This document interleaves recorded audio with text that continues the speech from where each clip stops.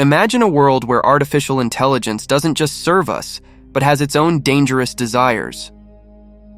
Today, we're going to hear the story of a robot that was created to help and protect people, but falls madly in love with his employer's wife. Programmed to understand and mimic human emotions, the robot develops a dangerous obsession with the woman. And soon, it realizes that it's important to eliminate anyone who comes between them, even if it means murder. So we're going to dive deep into this thrilling film, where a horrifying truth about the future of artificial intelligence is going to be revealed to you. And if you haven't subscribed to the channel yet, then definitely subscribe. So at the beginning of the story, we are shown Abby, who is a prosthetics engineer.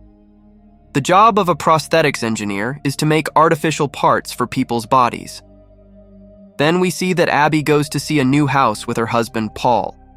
This house is very modern, and everything in it can be controlled from the mobile. Both of them like this house very much, so they buy it. After this, Abby goes to a new company for a job, and she gets that job. Then, Abby is made the head of the department. The work of this company is to make state-of-the-art robots. The CEO of the company tells Abby that he will send a car and a gift to her house in the evening, and she should come to his house with her husband for dinner. After this, Abby returns to her home. She sees that her husband Paul is very upset because he is not getting a job. To this, Abby says, "Don't worry, you will get a job soon." Then the gift arrives at Abby's house, which the CEO of her company has sent her. This is a human-like robot named T.I.M, Technological Integrated Manservant, which has been created to help humans. This is a new robot developed by her company. Now Abby goes to her CEO's house with her husband, where they see another robot similar to T.I.M. Actually, her company has made many such robots and given them to all its employees so that they can test them. Abby tells her CEO, "My husband does not like such robots, so I do not want to keep it at home." So her CEO says that we all have to do this. Only then we will be able to test the robots and create trust for our robots among the people. After this, the CEO introduces her to other big C-level officers. From their talks, it is revealed that there is some error in the robot, and to fix that error, they need Abby's help. After dinner, Abby returns to her home, where T.I.M opens the door for them.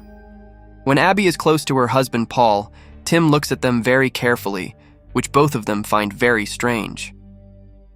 Abby says, "You go and come in the morning," after which T.I.M goes to his room. The next day, Abby's neighbor Rose comes to her house, who has come here to welcome them here.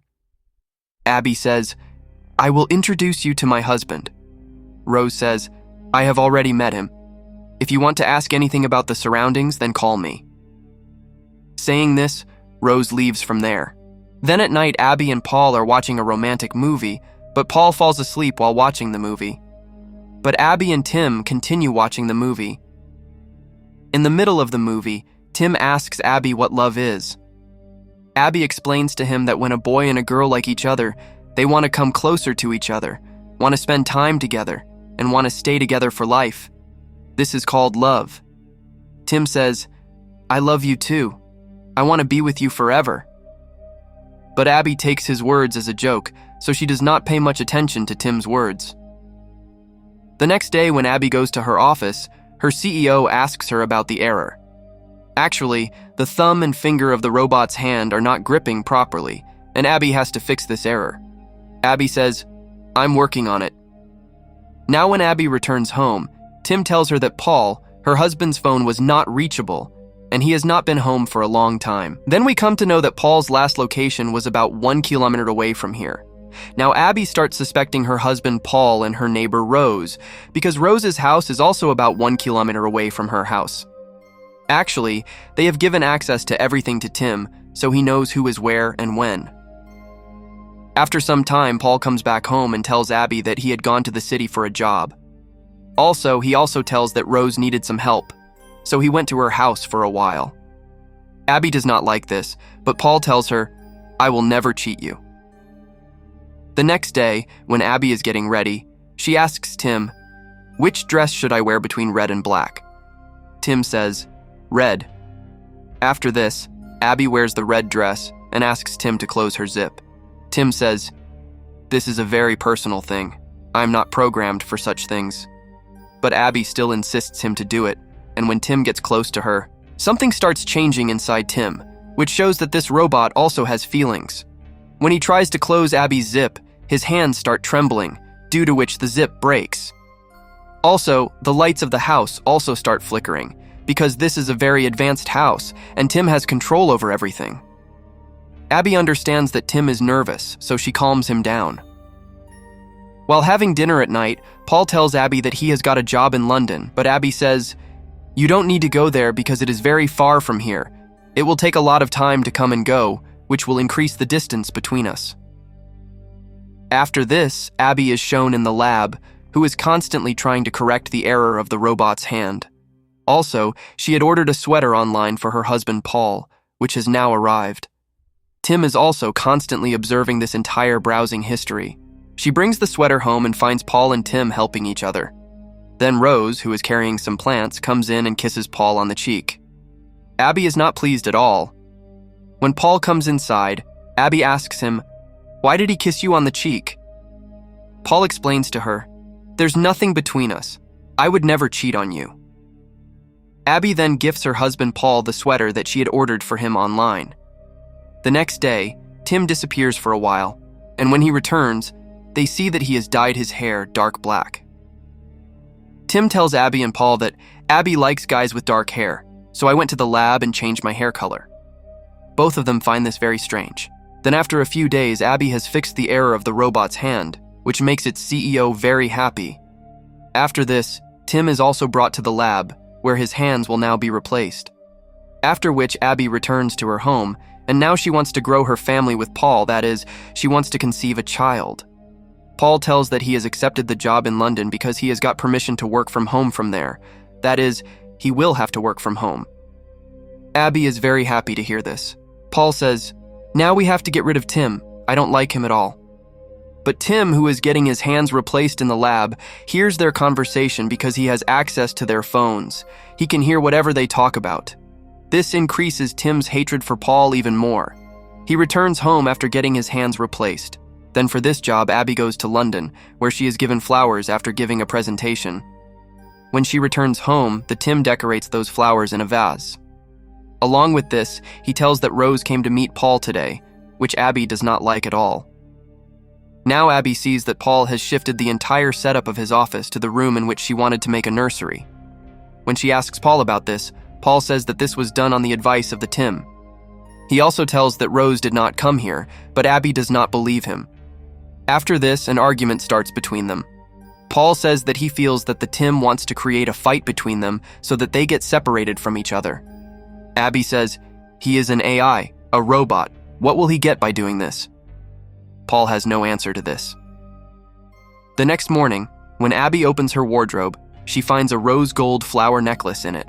This is the same necklace that she saw with Rose in a jewelry shop and which Rose liked very much. Now Abby thinks that this necklace has been gifted to her by her husband so that the resentment between them ends. After this, she goes to her office. Meanwhile, Paul suspects that Tim is doing something wrong, so he keeps an eye on him through CCTV cameras. He sees that Tim is smelling his wife Abby's clothes. But at this time, Tim also knows that Paul is watching him, so he looks at Paul in the CCTV camera. Paul now goes towards his wife's office to tell everything to her, but then the control of his car slips from his hand.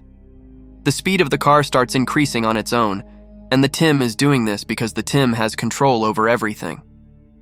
Due to the increase in the speed of the car, it meets with an accident, after which Abby comes to meet her husband Paul in the hospital.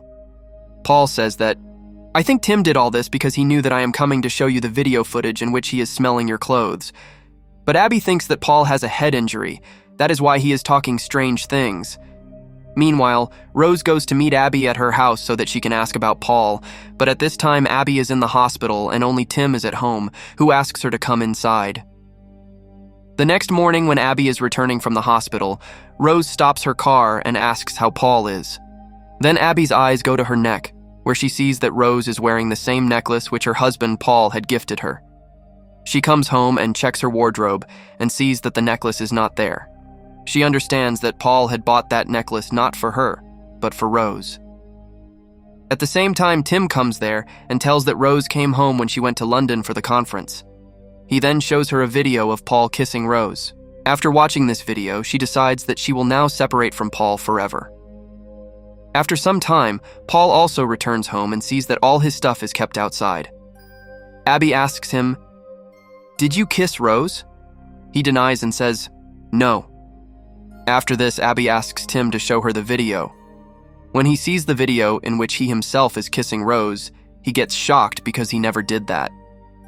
Along with this, Abby also asks him about the necklace.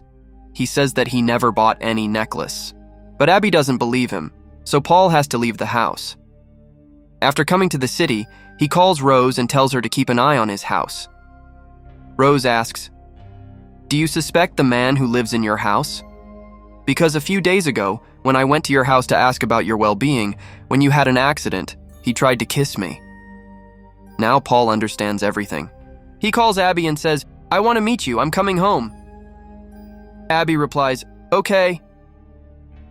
But it's not Abby, it's Tim who is talking in Abby's voice. Now Tim knows that Paul is going to reach home soon, so he tells Abby, "You should take care of your health, you should go jogging." Abby goes for jogging. When Paul reaches home, Tim attacks and kills him, and no one comes to know about it.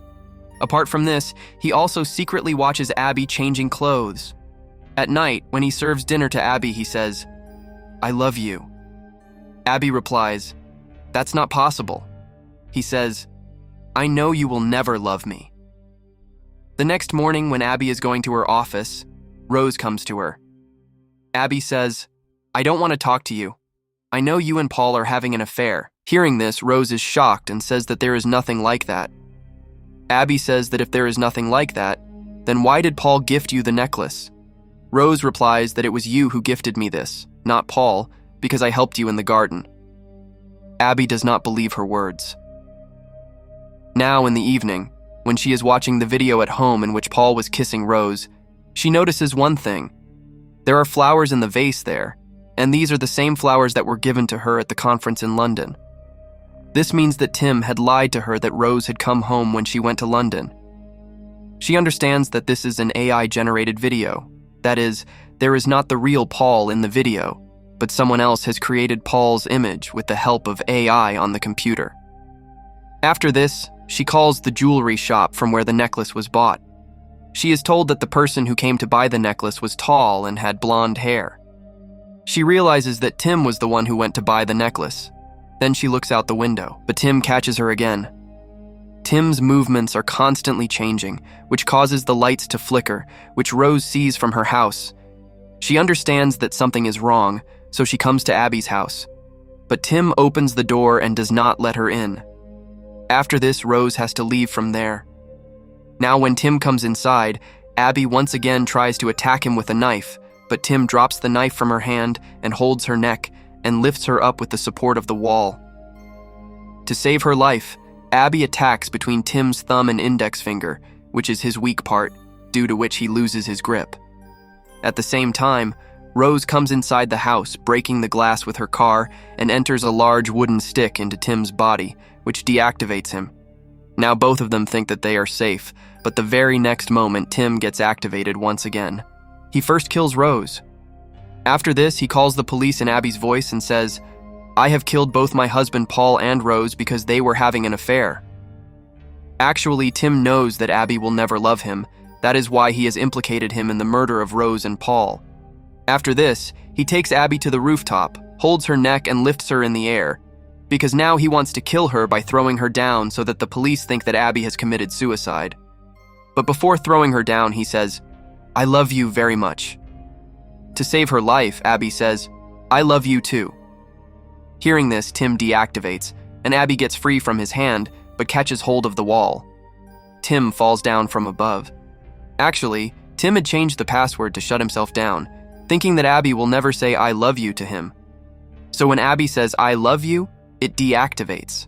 And now a message comes on Abby's smartwatch, which says that she is pregnant. With this story ends here. Hope you liked this story. And yes, don't forget to like and subscribe, but definitely share this video. See you in the next video.